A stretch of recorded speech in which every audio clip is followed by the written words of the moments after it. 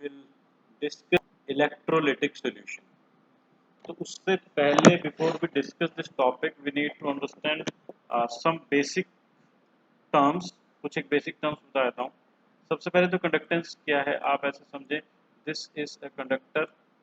अभी तक आप जो देखते आ रहे हैं जैसे मेटल कंडक्टर हम डेफिनेशन लेते हैं. एक मेटल है उसके अंदर फ्री इलेक्ट्रॉन्स होते हैं बहुत सारे. मेटल्स है free electrons and generally metals are good conductors.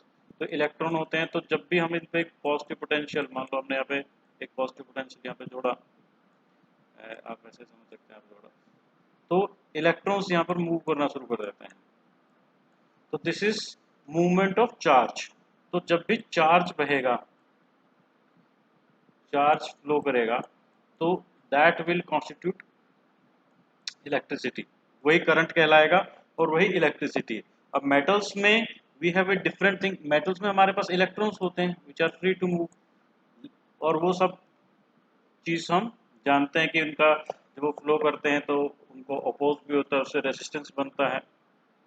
लेकिन यहाँ पे इलेक्ट्रोलाइट्स में एक अलग ही कॉन्सेप्ट है. यहाँ पर जब आप एक इलेक्ट्रोलाइट के अंदर से बिजली गुजारते हो तो उसके अंदर पॉजिटिव आयन और नेगेटिव आयन होते हैं जो अलग अलग इलेक्ट्रोड की ओर भागते हैं. ठीक है.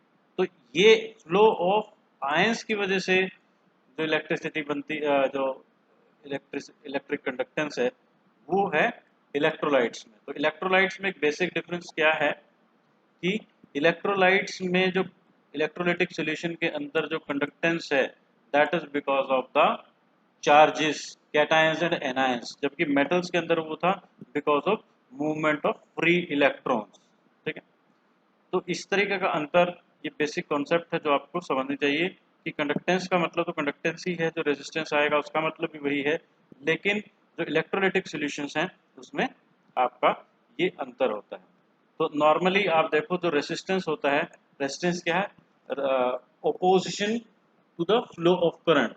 कोई कंडक्टर अपने अंदर से करंट को नहीं बहने देता. इसी तरह इलेक्ट्रोलाइटिक सॉल्यूशन भी अपने अंदर से करंट को नहीं बहने देते. तो लेंथ ऑफ द कंडक्टर के डायरेक्टली प्रोपोर्शनल होता है और एरिया ऑफ द कंडक्टर के इनवर्सली प्रोपोर्शनल होता है. ये आप प्रीवियस क्लास में देख चुके हैं. और जब आप इस प्रोपोर्शनलिटी कांस्टेंट को हटाते हो तो ये रो आ जाता है.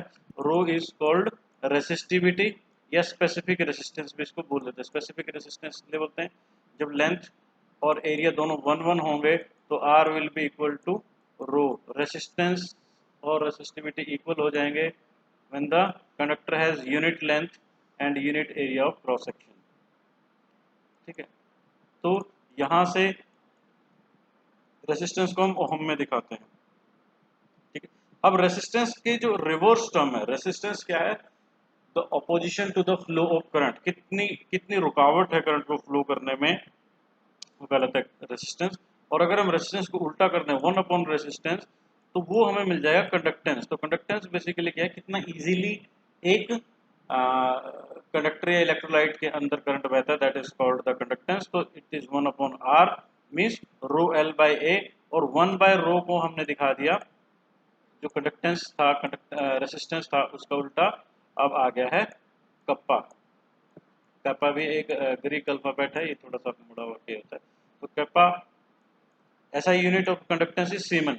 तो आप यहाँ पर देख सकते हो ये कंडक्टेंस है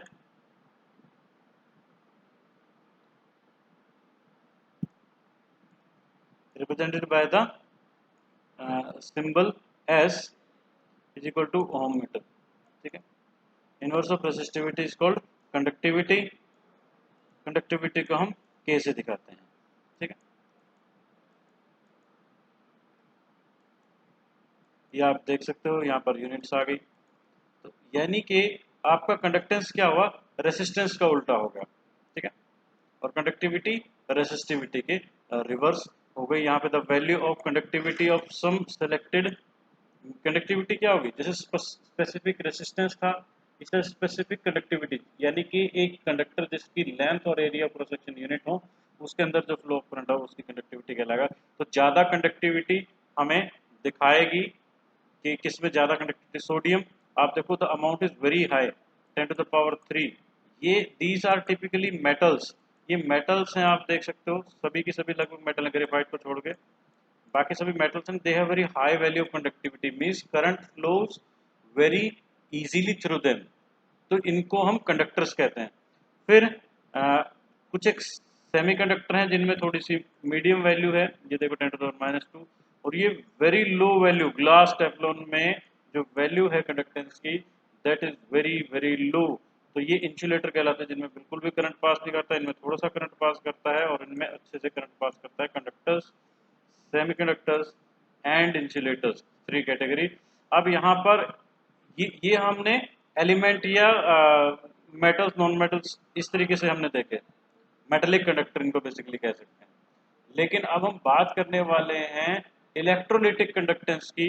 तो जब एक इलेक्ट्रोलाइट होता है HCl, जो H आयन में टूटेगा और क्लोराइड आयन में टूटेगा, और ये जो दोनों आयन हैं ये अलग अलग इलेक्ट्रोड की तरफ माइग्रेट करेंगे, तो उससे करंट कॉन्स्टिट्यूट होगा और वो इलेक्ट्रोलिटिक इलेक्ट्रोलाइट की कंडक्टेंस कहलाएगी।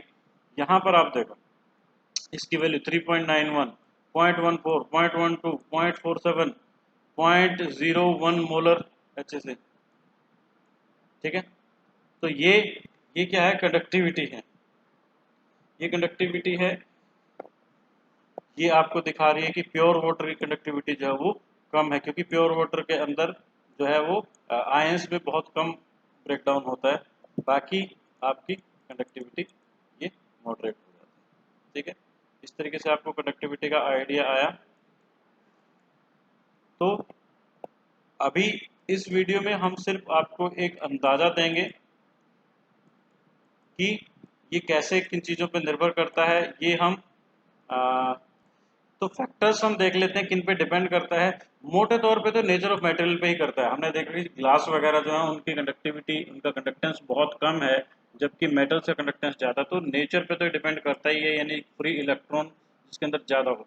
ध्यान रहे हम यहाँ पर इलेक्ट्रॉनिक कंडक्टेंस की बात कर रहे हैं मेटल्स के अंदर, जनरली एलिमेंट्स के अंदर। अभी हम इलेक्ट्रोलाइट के ऊपर नहीं आए हैं। उसके बाद है नंबर ऑफ वैलेंस इलेक्ट्रॉन्स, यानी एलिमेंट्स जैसे मेटल्स उनमें ज़्यादा होते हैं तो उनकी ज़्यादा कंडक्टेंस। और टेम्परेचर, टेम्परेचर पे भी इसका उल्टा संबंध है, जब टेम्परेचर बढ़ता है तो कंडक्टेंस कम होता है और कम होता है तो कंडक्टेंस बढ़ता है।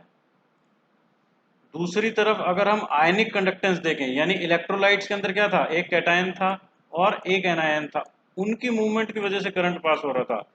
तो आयनिक कंडक्टेंस किन चीज पे निर्भर करता है, एक तो इलेक्ट्रोलाइट के नेचर पे तो करेगा ही करेगा, ऑब्वियसली कैसा इलेक्ट्रोलाइट है सबकी अलग अलग है। साइज ऑफ द आयन, अगर वो साइज, क्योंकि आयंस को ही माइग्रेट करना है, कोई कैथोड की तरफ जाएगा, कैटायन जो कैथोड की तरफ जाएगा, जो एनायन है एनोड की तरफ जाएगा। तो नेचर ऑफ द सॉल्वेंट और विस्कोसिटी, जिस सॉल्वेंट के अंदर उनको मूव करना है, अगर वो ज़्यादा विस्कस है तो उनकी मूवमेंट मुश्किल होगी, और अगर वो कम विस्कस है तो उनकी मूवमेंट फास्ट होगी। तो इस चीज़ पर भी डिपेंड करेगा। Concentration of electrolyte obviously depend करेगा, ज़्यादा कॉन्सेंट्रेशन का मतलब ज़्यादा अवेलेबिलिटी ऑफ आयंस होगा। और टेम्परेचर, टेम्परेचर के साथ ये कंडक्टेंस इनकी इंक्रीज होती है। अगर आप देखो मेटल की डिक्रीज हो रही थी, वहाँ पर क्यों होता है, क्योंकि जब इलेक्ट्रॉन्स फ्लो करते हैं तो उनके कोलिजन होते हैं मेटल एटम के साथ, इसलिए रेजिस्टेंस बढ़ता है। लेकिन यहाँ पर क्या होता है, टेम्परेचर बढ़ने के साथ डिसोल्यूशन बढ़ती है, डिसोसिएशन बढ़ता है, ज़्यादा आयंस अवेलेबल होते हैं। तो ये जो डिफरेंस है ये आप नोट कर सकते हैं। आपको कंडक्टेंस का एक आइडिया मिल गया कि how is the conductance in electrolytic solutions different from conductance in metals. ठीक है, अभी इस वीडियो के लिए इतना ही। Go through it, learn it well. Thank you.